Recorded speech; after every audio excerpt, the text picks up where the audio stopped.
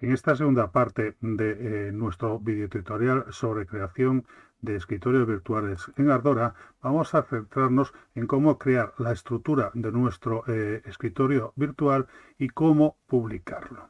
Para ello, deberemos acceder a utilidades y escoger el apartado Desktop.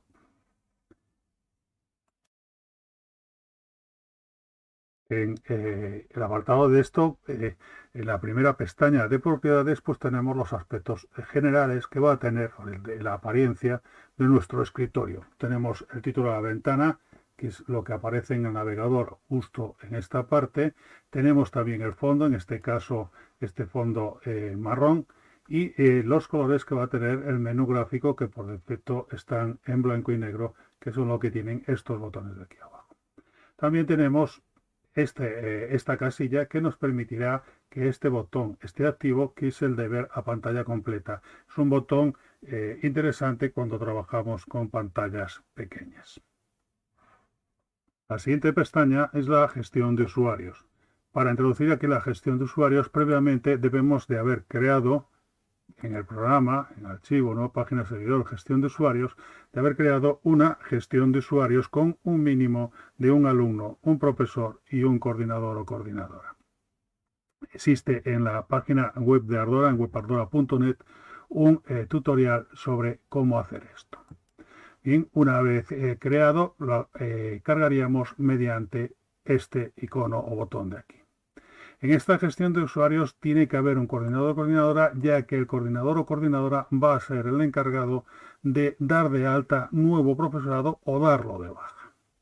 Por otra parte, dado que estamos hablando de gestión de usuarios, también podemos controlar o fijar los criterios que van a tener las contraseñas en el caso de que los usuarios las quisiesen cambiar. En este caso, le estamos proponiendo que tenga un tamaño mínimo de 8, que debe tener un número, que debe tener una letra mayúscula y que debe tener una letra minúscula. A la derecha de esto tenemos el típico botón de cerrar sesión y las etiquetas que aparecerán preguntándole al usuario o usuaria si quiere cerrar esa sesión. En el siguiente apartado vamos a encontrarnos con todo lo que tendremos en el momento de pulsar este botón de datos personales. Como podemos observar en esa pantalla que nos abre, tenemos tres botones que coinciden con los tres botones que tenemos en nuestra pantalla. En el primer caso, mis datos, ¿vale? Pues aparecerán simplemente para que el usuario pueda cambiar su nombre, incluso su contraseña. Aquí introduciríamos pues todas las etiquetas relativas a ese aspecto. Si cambiamos a la al segundo botón, aquí aparecerán nuestros alumnos y alumnas. Y si nos fijamos, estas cuatro etiquetas que están aquí coinciden con las cuatro etiquetas que tiene en la columna de nuestro alumnado. Igualmente, cuando queremos añadir un alumno que pulsamos en esto, pues veremos estas etiquetas y estos mensajes de error en el caso, pues por ejemplo, de que intentásemos dar de alta a un nuevo alumno que ya existe.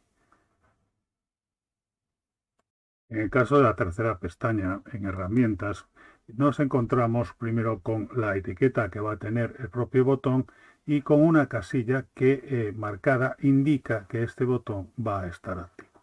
Dentro de estas herramientas tenemos los relojes, es simplemente este reloj digital que aparece en el escritorio, el cual podemos indicar que lo queremos en nuestro escritorio o no, simplemente marcando o desmarcando esta casilla.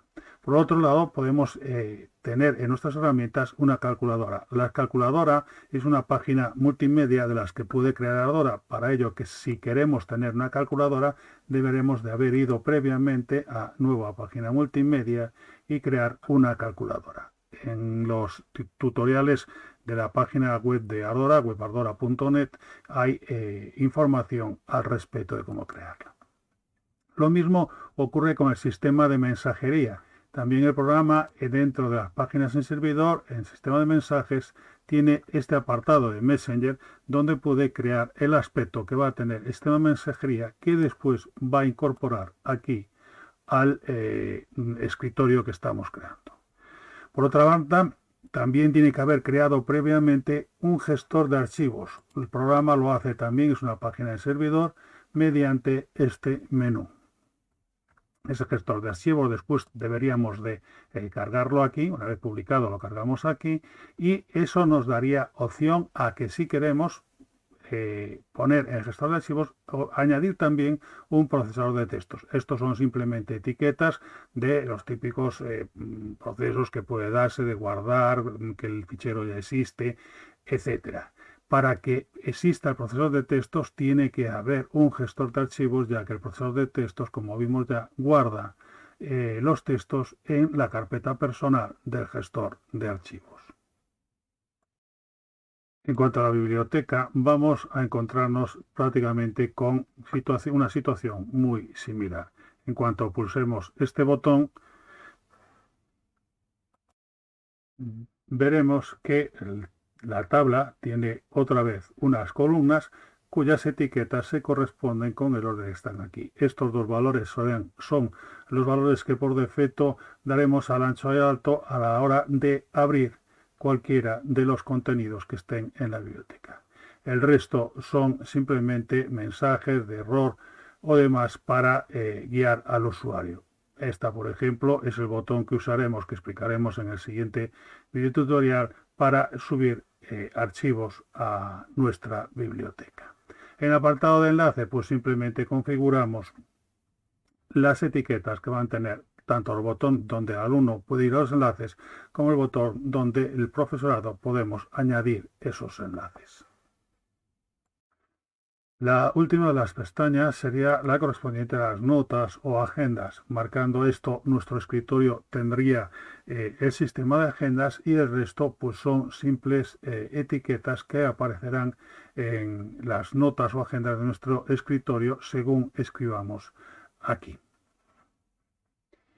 Como todo lo que desarrollamos con Ardora, según vamos introduciendo datos, modificando o cambiando, podemos hacer una vista previa. Ahora bien, en estos casos, tanto en las páginas de servidor como en lo que es el desktop, debemos tener presente una cosa. Nuestro PC debe de tener instalado un servidor web, para que al hacer la vista previa, nuestro ordenador abra en nuestro escritorio bajo un servidor web. Vale, ese servidor web que debe estar instalado en nuestro centro también debe estar indicado en la configuración de Ardora el lugar en el que se encuentra. En la página de Ardora, webardora.net, tiene un tutorial sobre cómo instalar un servidor web en su PC. Bien, una vez que todo está a nuestro gusto, ya tenemos configurado todo lo que queremos. Lo último que nos queda es obtener el producto final, como en todos los contenidos que desarrollamos con Ardora. Es decir, debemos de publicar, en este caso, el escritorio. Para ello, en la pestaña de propiedades, debo poner un nombre a mi escritorio y indicar el sitio en donde quiero que cree ese escritorio o esa carpeta con ese escritorio. En mi caso voy a poner en un disco duro que se llama G, en la carpeta Ardora, y dentro de esa carpeta Ardora en una carpeta que se llama Video Tutorial. Pulsamos en el botón de publicar y el programa creará la carpeta en el sitio indicado.